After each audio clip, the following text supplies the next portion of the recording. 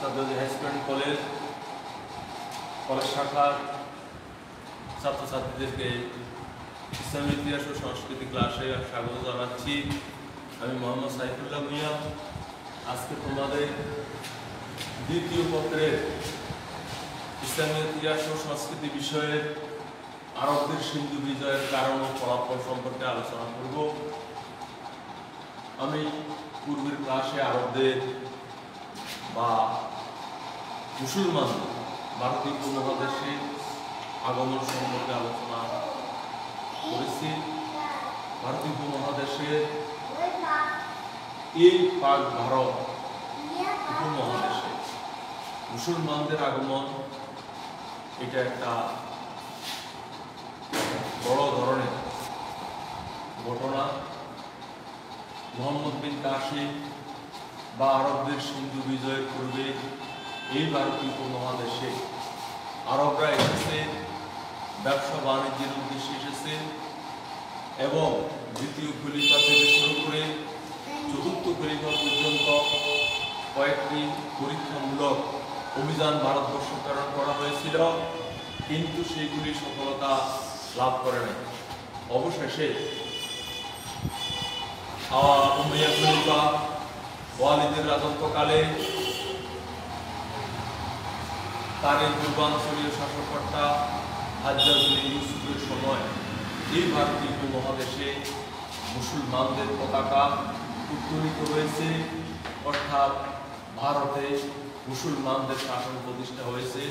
712 খ্রিস্টাব্দে মোহাম্মদ বিন কাসিম কর্তৃক সিন্ধু বিজয় বা আরবদের সিন্ধু বিজয়। এই সিন্ধু বিজয়ের কারণগুলি কি ছিল? ঐতিহাসিক দৃষ্টিকোণ থেকে আলোচনা করলে দেখা যায় সিন্ধু বিজয়ের কারণগুলিকে ঐতিহাসিকেরা দুই ভাগে বিভক্ত করেছে। এক, পরোক্ষ কারণ, দুই, প্রত্যক্ষ কারণ। পরোক্ষ কারণগুলির মধ্যে অন্যতম ছিল মুসলমানদের সম্প্রসারণ নীতি, অর্থাৎ খোলাফায়ে রাশিদিনের পরে উমাইয়ারা ক্ষমতা গ্রহণ করে তারা সম্প্রসারণ নীতি গ্রহণ করেছে। সেই সম্প্রসারণ নীতিরই বই প্রকাশ ঘটেছিল সবচাইতে বেশি খলিফা ওয়ালিদের রাজত্বকালে। সেই কারণে খলিফা ওয়ালিদের রাজত্বকালকে উমাইয়াদের সাম্রাজ্য বিস্তৃতির স্বর্ণযুগ নামে অভিহিত করা হয়েছিল ঐতিহাসিকেরা। তিনি তার সমস্ত সাম্রাজ্যকে কয়েক ভাগে বিভক্ত করে উত্তর আফ্রিকা, মধ্য এশিয়া সহ কয়েকটি অঞ্চলে তিনি বিজয় করিয়েছিলেন। আর তারই ধারাবাহিকতায় 712 খ্রিস্টাব্দে মধ্য এশিয়া এবং পূর্বাঞ্চলের শাসককর্তা ইরাক অঞ্চলের শাসককর্তা হাজ্জাজ বিন ইউসুফের সময় এই সম্প্রসারণ নীতি অব্যাহত রাখার কারণে 712 খ্রিস্টাব্দে মুসলমানরা এই ভারতীয় উপমহাদেশ বা হিন্দুস্তানের উপরে তাদের আধিপত্য বিস্তার করে। দুই, সিন্ধু রাজা ছিল তখন হিন্দু রাজা, চাষ বংশীয় রাজা দাহির। তিনি পারস্য যখন শাসন করতেছিল মুসলমানরা বা হাজ্জাজ বিন ইউসুফ যখন পারস্য অঞ্চলের শাসককর্তা ছিলেন, তিনি পারস্য শাসন করা অবস্থায় ওই দেশের কিছু বিদ্রোহী পারস্যের আশ্রয় নিয়েছিল পার্সিয়ানরা সিন্ধু রাজা দাহিরের কাছে। আর এই সিন্ধু রাজা দাহির পারস্যের এই সমস্ত বিদ্রোহীদেরকে সাহায্য করার কারণেও 712 খ্রিস্টাব্দে মুসলমানরা সিন্ধু বিজয় করতে বাধ্য হয়েছিল। তৃতীয়ত, সিন্ধু রাজা দাহির কর্তৃক আরব বিদ্রোহীরা এই ভারতীয় উপমহাদেশে সিন্ধু অঞ্চলে এসে তারা আশ্রয় গ্রহণ করেছিল। আর সেই আশ্রয় গ্রহণকারী বিদ্রোহীদেরকে আশ্রয় দান করার কারণে পারস্যের শাসককর্তা হাজ্জাজ বিন ইউসুফ এই সিন্ধু রাজা দাহিরকে সমুচিত শাস্তি দেওয়ার জন্য তিনি সিন্ধু বিজয় করতে বাধ্য হয়েছিলেন। চতুর্থ কারণ ছিল হাজ্জাজ বিন ইউসুফের উচ্চাকাঙ্ক্ষা ছিল।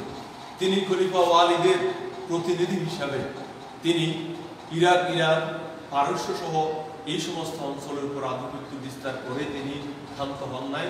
তিনি চিন্তা করেছেন খলিফাকে আরো নতুন নতুন অঞ্চল বিজয় করে উপহার দেওয়ার জন্য। আর তারই ধারাবাহিকতায় তিনি ভারতীয় উপমহাদেশের সিন্ধু উদ্যানের উপরে আধিপত্য বিস্তার করেছেন।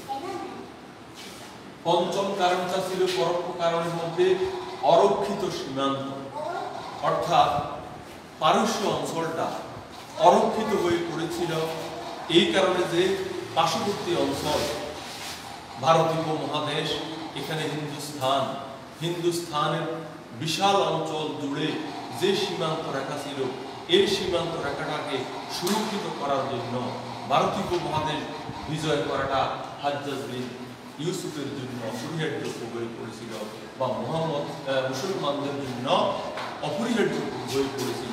আর সেই কারণেও মোহাম্মদ বিন কাসিমকে দিয়ে তিনি 712 খ্রিস্টাব্দে সিন্ধু মুলতান বিজয় করেন।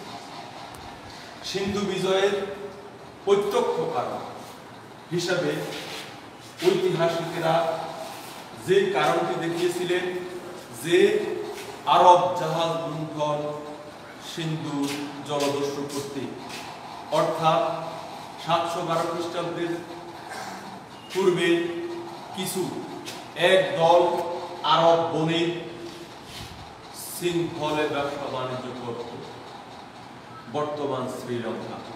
আর সেই সমস্ত আরব বণিকদের হঠাৎ করে একটা মড়কে বা মহামারীতে এই সমস্ত আরব বণিকগুলি মারা গিয়েছিল। মৃত আরব বণিকদের স্ত্রী পুত্র কন্যাদেরকে এবং খলিফা ওয়ালিদ এবং পূর্বাঞ্চলীয় শাসককর্তা হাজ্জাজ বিন ইউসুফের জন্য অনেকগুলি উপঢৌকন সহ 8টি জাহাজ সিংহলের রাজা পাঠিয়ে দিয়েছিলেন আরবের উদ্দেশ্যে। আর এই 8টি জাহাজ মৃত আরব বণিকদের স্ত্রী পুত্র কন্যা ও খলিফা ওয়ালিদ এবং হাজ্জাজ বিন ইউসুফের জন্য যে উপঢৌকনগুলি নিয়ে রওনা দিয়েছিল আরব দেশে, এই জাহাজগুলি যাওয়ার পথে ভারতীয় উপমহাদেশে সিন্ধুর দেবল বন্দর দিয়ে যখন পার হয়ে যাচ্ছিল, ঠিক সেই সময় সিন্ধুর জলদস্যু করতে এই 8টি জাহাজ লুণ্ঠিত হয়েছে। এবং 8টি জাহাজ লুণ্ঠিত শুধু হয় নাই, মৃত আরব বণিকের স্ত্রী পুত্র কন্যাদের জিম্মি হিসাবে তারা রেখেছিল। এই ঘটনা যখন পূর্বাঞ্চলীয় শাসককর্তা হাজ্জাজ বিন ইউসুফের কর্ণগোচর হয়েছিল, তখন তিনি খলিফা ওয়ালিদের পরামর্শক্রমে ওবায়দুল্লাহ এবং হুদাইলের নেতৃত্বে সিন্ধুরাজ দাহিরের বিরুদ্ধে পরপর 2টি অভিযান, 2টি যুদ্ধ বাহিনী প্রেরণ করেছিলেন। সেই 2টি অভিযান ব্যর্থ হওয়ার পরে অবশেষে তিনি তার স্বীয় বাতুসপুত্র এবং জামাতা 17 বর্ষীয় যুবক মোহাম্মদ বিন কাসিমকে সিন্ধু বিজয়ের দায়িত্ব দিয়েছিলেন। আর সিন্ধু বিজয়ের দায়িত্ব গ্রহণ করে মোহাম্মদ বিন কাসিম 6000 অশ্বারোহী, 6000 বারবাহী পশু এবং 300 হস্তি বাহিনী সহ তিনি ভারতবর্ষের সিন্ধু রাজা দাহিরের রাজধানী দেবল বন্দর তিনি আক্রমণ করার জন্য ভারতবর্ষে তিনি এসেছিলেন।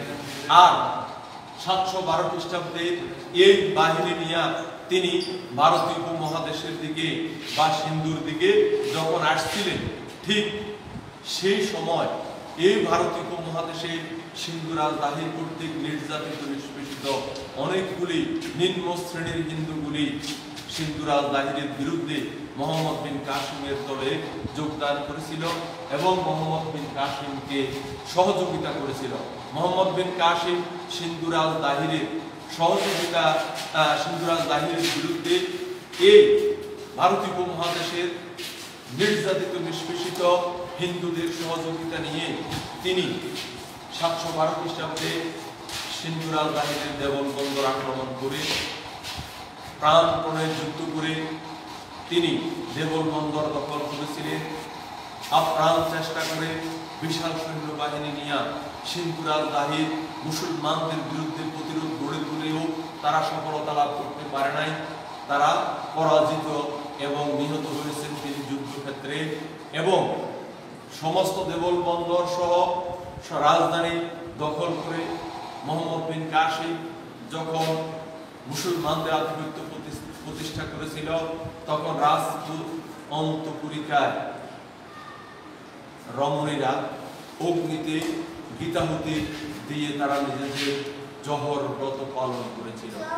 এভাবে মোহাম্মদ বিন কাসিম 712 খ্রিস্টাব্দে তিনি সিন্ধু এবং পরে মুলতানের উপরে আধিপত্য বিস্তার করে সর্বপ্রথম ভারতীয় মহাদেশে মুসলমানদের শাসন প্রতিষ্ঠা করেছে। আরবদের সিন্ধু বিজয়কে ঐতিহাসিকরা বিভিন্নভাবে বিশ্লেষণ করেছেন। রাজনৈতিকভাবে দেখা গেলে বলা যায় যে আরবদের সিন্ধু বিজয় একটা রাজনৈতিক উপাখ্যান হিসাবে অভিহিত করেছিলেন ঐতিহাসিক লিনফুল। তিনি বলেছিলেন একটা উপাখ্যান, ঠিক তাই নয়। আরবদের সিন্ধু বিজয়ের মাধ্যমে পরবর্তী সময়ে বিশাল মুসলিম সাম্রাজ্য মইজুদ্দিন মুহাম্মদ গনি ভারতবর্ষ প্রতিষ্ঠা করেছে। অর্থনৈতিকভাবে আরবীয়দের যে অর্থনৈতিক দৈন্যদশা ছিল, ভারতীয় উপমহাদেশের অর্থনীতির সাথে যোগসূত্র স্থাপন করে তারা অর্থনৈতিকভাবে লাভবান হতে সক্ষম হয়েছিল। ধর্মীয় দিক থেকে দেখা যায় যে হিন্দুস্তানের মূর্তি পূজার স্থলে, হিন্দুদের মূর্তি পূজার স্থলে একেশ্বরবাদ, এক আল্লাহর অস্তিত্ব নিয়ে তৌহিদের বাণী নিয়ে ভারতীয় উপমহাদেশের মুসলমানরা এসে হিন্দু ধর্মের উপরে মুসলমানদের ধর্ম প্রতিষ্ঠা লাভ করেছে। ইসলাম একটা শান্তির ধর্ম, এটাই ভারতীয় উপমহাদেশের মানুষ মুসলমানদেরকে দেখে বুঝে ইসলাম ধর্ম পালন করে। সামাজিক ক্ষেত্রে হিন্দু এবং মুসলমানদের মধ্যে সামাজিক যোগসূত্র স্থাপিত হয়েছে। যে সমস্ত মুসলমান যুবকরা ভারতবর্ষে এসেছে তারা ভারতীয় রমণী বিবাহ করে একটা নতুন সামাজিক সম্পর্ক স্থাপন করেছে এবং সংস্কৃতির দিক থেকে ভারতীয় উপমহাদেশে মুসলমানদের এবং হিন্দুদের মধ্যে একটা নতুন করে একটা সম্পর্কের স্থাপনের মাধ্যমে নতুন সংস্কৃতির আবির্ভাব ঘটেছে। সুতরাং বলা যায় যে আরবদের সিন্ধু বিজয় একটা সফল বিজয় ছিল। ধন্যবাদ সবাই।